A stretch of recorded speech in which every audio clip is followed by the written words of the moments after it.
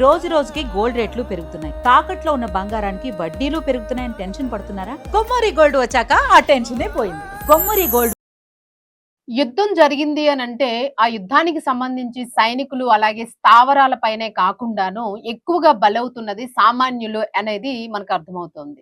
మనం మొన్నటి వరకు చూసుకుంటే ఇరాన్, ఇజ్రాయెల్, అమెరికా యుద్ధాన్ని చూసాము. సో దీనిలో కూడాను అనేక మంది చిన్నారులు పాఠశాలల మీద కూడా కొద్దిగా కూడా మానవత్వం, కనికరం ఏమీ లేకుండాను అసలు పసిపిల్లలు దైవంతో సమానం అని అనుకుంటూ ఉంటాం. ఒక్క భారతదేశమే కాదు, ప్రపంచం మొత్తం కూడా చిన్నారులకి ఏమీ తెలియదు, అసలు ఎటువంటి కల్మషం లేని మనుషులుగా మనం పరిగణిస్తూ ఉంటాం. మరి అటువంటి చిన్నారులుండే స్కూల్లో బాంబుల దాడి జరగడం, స్కూల్నే లేపేయడం, అనేక మంది వందలాది మంది చిన్నారులు దానిలో ఎక్కువగా ఇరాన్ ప్రభుత్వాన్ని అత్యంత ఆవేదనకి గురి చేసింది. సో అప్పుడు మనం చూసాము ఫ్లైట్ లో వాళ్ళ యూనిఫామ్స్ గానీ, వాళ్ళ బ్యాగ్స్ గానీ వాటన్నింటినీ తీసుకుని మీటింగ్ కి వెళ్ళడం జరిగింది పాకిస్తాన్ దగ్గరికి.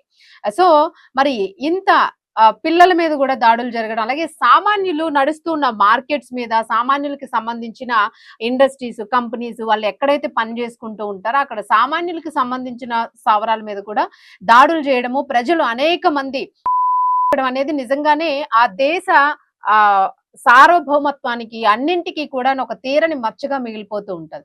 మరి ఇప్పుడు చూసుకుంటే రష్యాతోని భారతదేశానికి ఒక రకమైన వాణిజ్యపరమైన సంబంధాలు ఉన్నప్పటికీ కూడా రష్యా కూడా ఒక పక్క ఉక్రెయిన్ వీటితో కూడా యుద్ధం చేస్తూ ఇబ్బంది పడుతున్న పరిస్థితి, అలాగే యుద్ధ వాతావరణం అయితే అక్కడ కమ్ముకుంది. ఎప్పటికప్పుడు దాడులు అనేవి జరుగుతూ ఉన్నాయి. మరి అక్కడ కూడా రష్యా విషయానికి వస్తే అసలు మనకి ఎటువంటి సంబంధం లేదు భారతదేశానికి. బట్ అయినప్పటికీ కూడా రష్యా కూడా ఒక పక్క నుంచి యుద్ధ వాతావరణం, యుద్ధం పోరాటం చేస్తూనే ఉంది యుక్రెయిన్ తో. సో మరి ఈ యుక్రెయిన్ కి సంబంధించిన దాడులు ఏవైతే ఉంటాయో ఇవి ఇప్పుడు ప్రస్తుతము రష్యాలోని నల్ల సముద్రం తీరంలో ఉన్న ప్రముఖ పర్యాటక ప్రాంతంలోని డ్రోన్ దాడులు జరగడం తీవ్ర విషాదాన్ని అయితే నింపింది. అక్కడ చాలా మంది సంఘటనలో అక్కడ నల్ల సముద్రం దగ్గర చాలా మంది అక్కడ నార్మల్ గా వాళ్ళ పనులు వాళ్ళు చేసుకుంటూ ఉన్నారు. సో ఇలాంటి చోట ఒకేసారి బీచ్ దగ్గర, సముద్ర తీర ప్రాంతం దగ్గర డ్రోన్ అటాక్ అయ్యేటప్పటికి చిన్నారులు ఇంచుమించుగాను 7 ఇక్కడ తెలుస్తోంది. అలాగే మరో 40 మంది పెద్దవాళ్ళు కూడా బాగా గాయాలు పడినట్లు ఇక్కడ కనిపిస్తోంది. క్రాస్నోడర్ రీజియన్ లోని ఆర్కిపో ఓసిపోకా అనే బీచ్ ఉన్నది. సో ఈ పర్యాటకులు ఎక్కువగాను, ఈ బీచ్ చాలా ఫేమస్, అధిక సంఖ్యలో ఉన్న పర్యాటకులు ఇక్కడ వచ్చి సేద తీరుతూ ఉంటారు. మరి అలా సేద తీరుతూ వాళ్ళు అసలు ఈ ప్రపంచంలో ఏం జరుగుతుందా అనే విషయాన్ని, యుద్ధాలు ఇవన్నింటిని పక్కన పెట్టి కాసేపు పిల్లలతో సరదాగా ఆడుకుందాం, ఆనందంగా ఉందాము అని వెళ్ళిన వాళ్ళ మీద ఒకేసారి డ్రోన్స్ విరుచుకుపడేటప్పటికి ఆ దాడిలోనైతే మాత్రము వాళ్ళ దాడి నుంచి తప్పించుకోలేకపోయారు. ఇక ఆడుతున్న చిన్నారులు మరణించడం జరిగింది. అలాగే పెద్దవాళ్ళు కూడా దాదాపు 40 మందికి తీవ్ర గాయాలైనవి.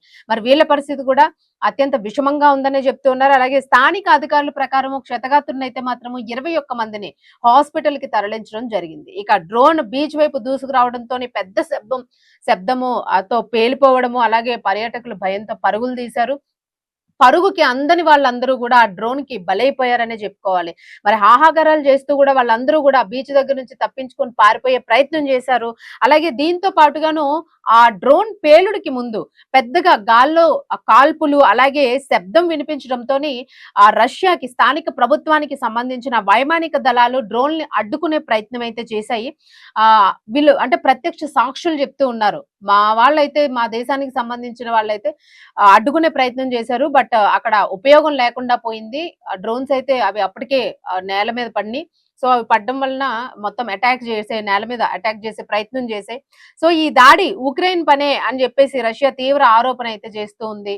సో మరి ఇంకా యుక్రెయిన్ కాకపోతే ఇంకా అక్కడ ఇంకెవరిని దీన్ని అనుమానాలు వ్యక్తం చేసే అవకాశాలు ఉన్నాయి అనేది కూడా పూర్తిగా ఇక్కడ దీనికి సంబంధించి వైమానిక శాఖకు సంబంధించి, అలాగే అక్కడ రష్యా గవర్నమెంట్ దీని మీద చాలా కసరత్తులు అయితే చేస్తూ ఉంది.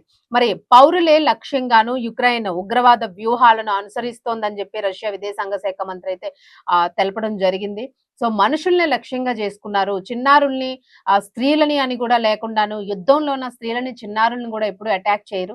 బట్ అయినప్పటికీ కూడాను అసలు తనాపరా అనే భేదం లేకుండాను విచ్చలవిడిగా అక్కడ దాడులు జరుగుతున్నాయి అనే దానికి ఈ రోజు మరొక ఉదాహరణ ఇది. ఈ విషయాన్ని అయితే యుక్రెయిన్ ఖండిస్తోంది. మేము ఎలాంటి దాడి చేయలేదు, మాకు సంబంధమే లేదు అని చెప్పేసి. ఇక రష్యా వైమానిక రక్షణ వ్యవస్థే డ్రోన్ ను జవాన్ల మధ్య కూల్చివేయడం వల్ల పౌరులు చెప్పేసి యుక్రెయిన్ అధికారి ఆండ్రీ కోవెలెంకో అయితే చెప్పాడు. సో మా ప్రమేయం లేదు, అసలు మా మీద ఆరోపిస్తూ ఉన్నారు. మా మీద వేయాలనుకున్న డ్రోన్లు అక్కడ వరకు చేరకుండాను వాళ్ళ దగ్గరే అవి బ్లాస్ట్ అయినాయి. ఆ డ్రోన్స్ అక్కడే అటాక్ అయినాయి. సో వాళ్ళ పౌరుల మీద వాళ్లే వేసుకుని మా మీద ఈ నెపం చూపించి మళ్ళా యుద్ధాన్ని పెంచే ప్రయత్నం చేస్తోంది రష్యా, మాకు ఎలాంటి సంబంధం లేదు అని చెప్పేసి యుక్రెయిన్ మరోపక్క వాదిస్తూ ఉన్నది. మరి దీనికి సంబంధించి తమ లక్ష్యం మొత్తం ఏదైనా కూడా రష్యా సైనిక పారిశ్రామిక స్థావరాలే తప్ప పౌరులు కాదు అని కూడా స్పష్టం చేసింది. సో సైనికులు అలాగే దానికి సంబంధించిన పారిశ్రామిక స్థావరాలు ఇవి తప్ప మేము మనుషుల మీద మేము అటాక్ చేయట్లేదు, మాకు అంత అవసరం కూడా లేదు. ఇక ఇటీవల కాలంలోనే మనం చూసుకుంటే ఇంధన కేంద్రాలు అలాగే నౌకా స్థావరాల పైన డ్రోన్ దాడులు అయితే బాగా పెరిగినట్లుగా అనిపిస్తోంది. ఇక తాజా ఘటనలో యుద్ధ క్షేత్రానికి దూరంగా ఉన్న ప్రాంతాల్లోనే పౌరుల భద్రత మీద ఇప్పుడు రష్యా ప్రభుత్వం అయితే ఆందోళన వ్యక్తం చేస్తున్న పరిస్థితి కనిపిస్తోంది.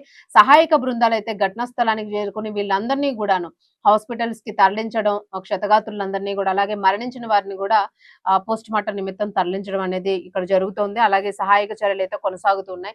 ఒక రకంగా నిజంగానే ఇప్పుడు ప్రస్తుతము ఆ బీచ్ ప్రాంతాన్ని చూస్తే మొత్తం రక్తంతోన కనిపించింది. చిన్న చిన్న పిల్లలు పెంచడం ఒక రకంగా బాధను కలిగిస్తుంది. అఫ్ కోర్స్ ఏ దేశమైనా కావచ్చు, మన శత్రు దేశమైనా కూడా చిన్నారులు మహిళలు మాత్రం వాళ్ళకి అసలు యుద్ధం అంటే ఏంటి, మనం ఏ దేశస్తులమి, ఇవన్నీ కూడా ఇంకా వాళ్ళకి నాలెడ్జ్ ఉండదు. చిన్న చిన్న పిల్లలు, అటువంటి బుడ్డి పిల్లలు ఈ బాంబులకి బలైపోయి అనేది బాధ అనిపిస్తున్న విషయం. సో ఇది ఏదైనా కూడా ఇప్పుడు ఇటువంటి నష్టాలు దేశంలో జరుగుతున్న ఏ దేశంలో జరుగుతున్న యుద్ధాలైనా కూడా పక్కపక్క దేశాలు లేదా మిత్ర దేశాలకు కూడా కొంత హాని చేసే అవకాశం కూడా ఉంటూ ఉంటుంది. సో ఈ యుద్ధం వల్ల అయితే ప్రస్తుతానికి రష్యా చాలా నష్టపోయే పరిస్థితుల్ని ఎదుర్కొంటోంది అనేది అయితే ఇక్కడ అర్థమవుతుంది. సో ప్రస్తుతం అక్కడ సహాయక చర్యలు అయితే కొనసాగుతూ ఉన్నాయి.